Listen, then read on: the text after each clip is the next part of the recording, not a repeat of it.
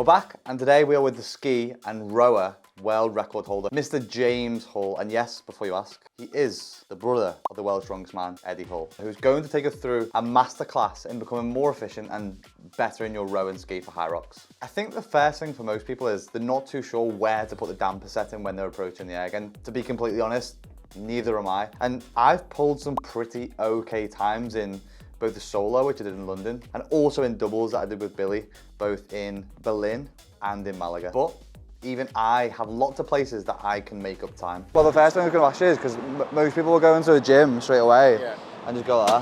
What would you say in terms of damper settings? Well, that's not as big as the rower, actually, because Concept 2 have got this little damper plate on. So that limits the amount of air that goes in. So you can actually take this off. Because what Concept 2 found that without this plate, and a drag factor of 220, they actually found that it was far too much drag to get through the resistance. Yeah. So what they did is they put the plate on, and that made, so 150 sat around there. Okay. So really you could only use about that much. So what they did is put this plate on, now that goes to 150 there. Because you don't need any more than 150. Yeah. I see a lot, especially in HYROX, people who do like the big full long pulls and there's like short choppy ones. Yeah. Is there a right or wrong with it? Just for reference, here are some of the weird, wonderful, excellent techniques that you will see within HYROX. But one thing this is also determined by is height. Well, fundamentally there is. I'll just talk you through the technique. Because I can't generate much speed in the fan here, because I've got no body weight, because I'm at full extension, I don't actually get fast until my hips come into it. So now I'm fast through here,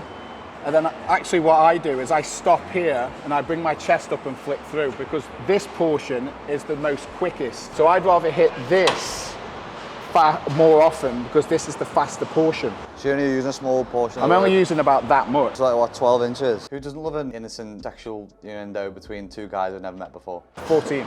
And then with that, so that's the other thing, is like, some people like to squat through it and some people like to hip hinge. What you've got to consider, that when you hit it with the hips broken, you've got to be connected well to your lats, because you want your body weight to go through it in a hinge. So if you're up here and you're trying to pull it down, what you're actually doing is you're pulling your lat out of socket, so you can't connect it with your hips. You can get most of your body weight into it through a hinge. So if you start squatting like that, you're going to tire your quads out. For the run as well, now.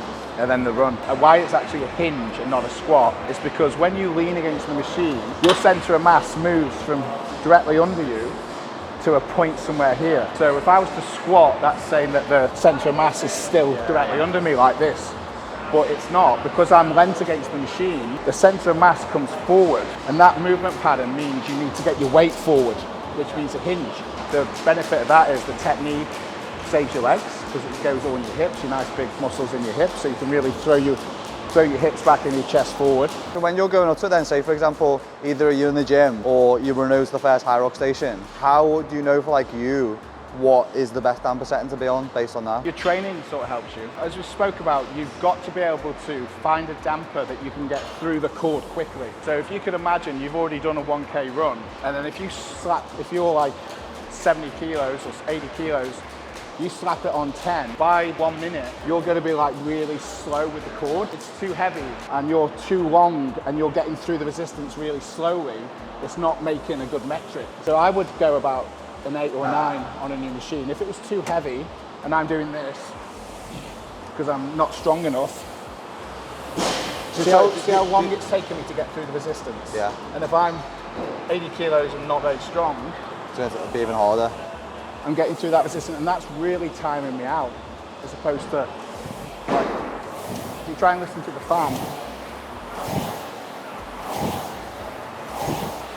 So it's all about making the fan spin fast. Like breathing wise, is there anything like in terms of techniques or any tips that you consider when you're on the ski? You want to breathe in on the recovery, so that the eccentric phase is when you're coming up. Hold your breath, and then breathe out towards the second half of the effort. And then you just find a nice cadence with your breathing. You don't want to get ahead of your breathing. I like to coach people to go 1 breath per stroke.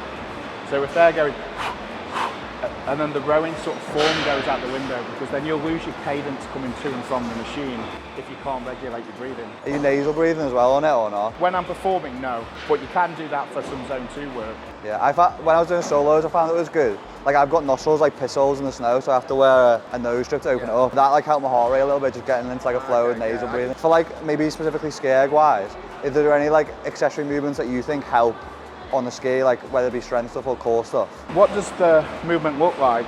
It kind of looks a bit like a deadlift because you're hinging a lot. You're using your lats a lot. Yeah. So a pull, it's not really a tricep exercise, but you would need triceps to flick it. So ultimately, when you look at the movement, just being a strong human is going to help. Yeah. And you could argue, well, you need a good deadlift, but to get a good deadlift, you need a good back, you need good quads. Just training a whole strength program is going to get you the best results here. So a push, a pull, a hinge, a squat, through different movement planes. A bit of core work. Yeah, core's big. But I find it goes, you want to put it mostly in your lats. Obviously you're connected to your core, but your lats are connecting with the hips. So it's not really a core, although you need your core to hold everything together. One of the things that I know is a bit of a weak point is, for me, the core. And from training with Hunter over recent weeks, one of the things he recommended to me was the cable crunch, just because it sort of mimics the same notion as the ski erg, and it's something I've been doing really heavy. Although James has obviously mentioned here that the ski erg isn't predominantly a core-based movement, it is a bit of a hindrance in the chain for me, and plus I like rocking a six-pack. So before we move on then, can you just go over my form and like pick out, basically like tell me how shit I am on the ski erg, and then we'll move on.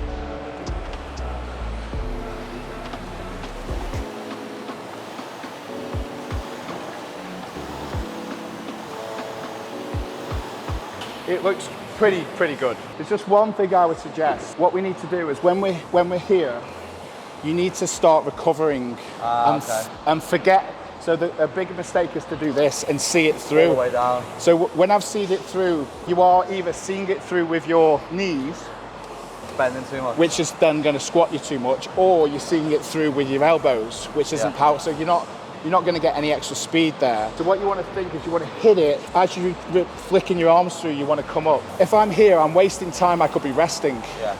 So if I'm doing this constantly, I'm never getting any rest. Whereas if I do this, I'm actually getting a little bit more recovery.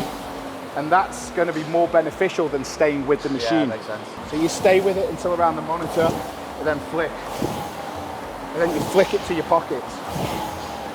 But this has been probably the hardest thing to get used to, is that recovery part of where we're going through the ski erg. And it's from James's seminar afterwards that I realized so do most people. Now the rower for me is probably one of the stations that I'm better, but it's not because I'm great at it or because I have excellent technique. It's more so just because I'm a big lump that can pull pretty hard. So this is where I can probably save, not more time, but more energy. Again, if we look at some of the times from my previous HYROXs, the solo that I did in London, probably not too bad. And the ones for Berlin and Malaga are probably not bad either. How would you like become more efficient with the rower for when you go into that station if you were using it for that purpose? Well, you get efficiency through a couple of means. One is your strength. So you could always get stronger, which obviously is going to benefit you for the whole HYROX. So if you're stronger, it's going to cost you less energy to produce a pace. Yeah. So if you're competing with someone and you look over at their pace, let's say they're holding a 140 and you're trying to keep up with them, but they're stronger than you, it's going to cost them less energy. So getting stronger, technique is going to be massive. If you're weak in technique through your stroke, that energy could be going into the fan.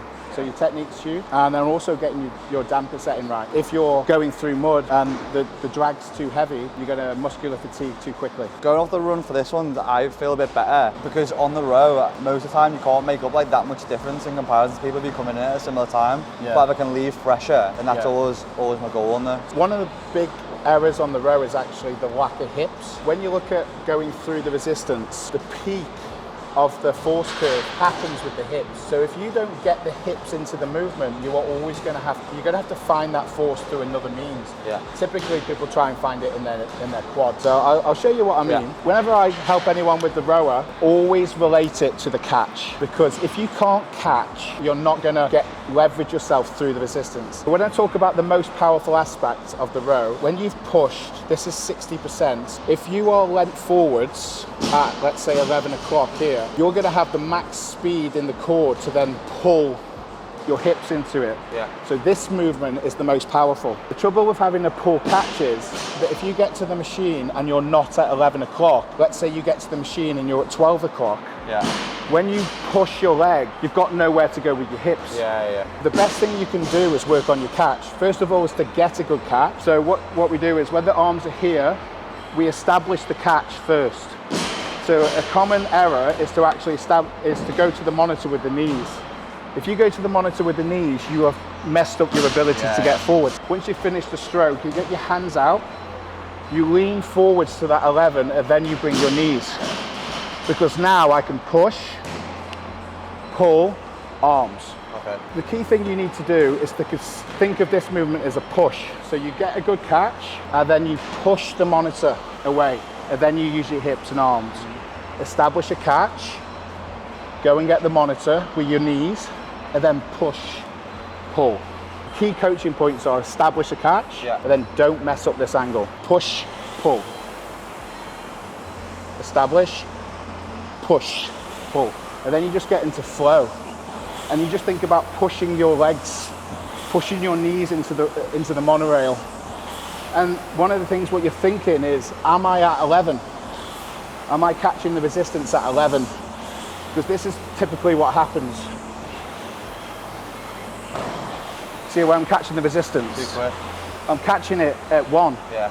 So you see, they come in, and that's where you've become all quad dominant, and you're not using the most powerful aspect of your technique, which is your hip. Bringing the knees to the monitor was probably one of the biggest key takeaways from me on the rower, because it's something that, again, you can probably see from my HYROX London event, I was doing far too often and using my legs far too much. And your legs for a 1K run following the row is probably something you're gonna need.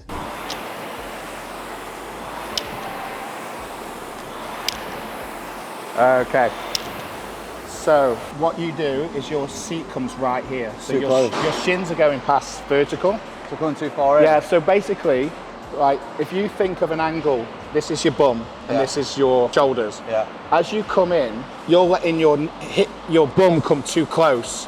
So it's almost impossible for you to get that angle. So what you need to do is stop just before your shins are... In this position? And then lean forward. So that's an 11 o'clock. Now what we do is we bring your knees in, right? And then that's where we push from, because now you've got your arse into it. Yeah. If you keep going now, see how you're changing your angle? Yeah, I'm way further. Yeah, and also you're going to be using too much quad and not enough glutes. All you need to do to make your row better is first of all sit up a bit more when I'm here on your bum and stop the seat going so close. So really think about where your shins are and push through your midfoot, not your toes. Yeah. So I'm coming like there? Yeah, a tiny bit more, and then push through your midfoot, push. That's much better. And push. Yeah, that's awesome now. Bring it to your sternum. There. You'll just get a touch more free length going to your sternum. That's better. And push. Limit, limit, limit, limit, bang. Lean forwards, limit, bang. Lean forwards, limit, bang.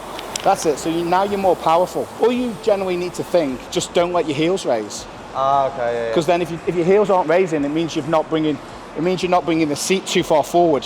Yeah, and pushing too much off the toe. Yeah, because as you come in, your heels have to come up because you run out of ankle flexion. Yeah. It's actually doing less to do more. It's a bit weird. I would say it feels more efficient. Yeah, you've got more power through that length now. The heels cue, another really good tip for me is because now when going into the rower, if I'm lifting my heels off the row, I know I'm probably doing it wrong, because if I'm raising, I know I'm not cruising. So 1, I know I need to keep my heels down, and 2, I need to become way more mobile through my Achilles, my ankles, and my hips, because I'm probably about as mobile as your nan. But now I think it's time that we put James's knowledge and his muscle to the test in the Benji bicep challenge. Now this challenge is the 500-meter row straight into an empty barbell curl, and if my memory is on point, I think Jake Dearden is currently top of the leaderboard with a time of around 1 minute 50. Let's see how he goes. You've got to be strict bicep curls. You just got to come down, you can give it like some bit of pace. Okay. It's just an empty barbell, Olympic barbell. Okay. My money's on you, mate, so don't let me down. 3, 2, 1, let's go.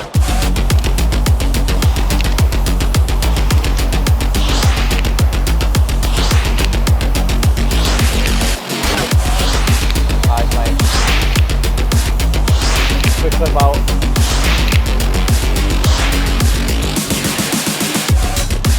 Play rest. Nice, mate. Easy.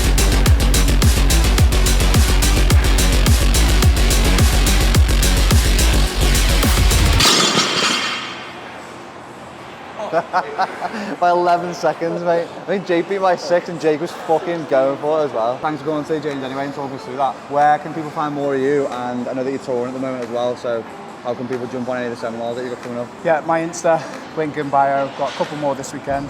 And then I do a lot of online coaching. I run some Erg groups. All my links are in my bio. I'll put the links in this video as well anyway, so people can find them. And jump onto James' Instagram or any of the workshop that he's got over the UK, and including some of his Erg work as well, because the man's unbelievable. Thank you everyone for tuning in today. If you enjoyed the video, drop it a like. If it's your first time visiting the channel, subscribe, and I'll catch you in the next one.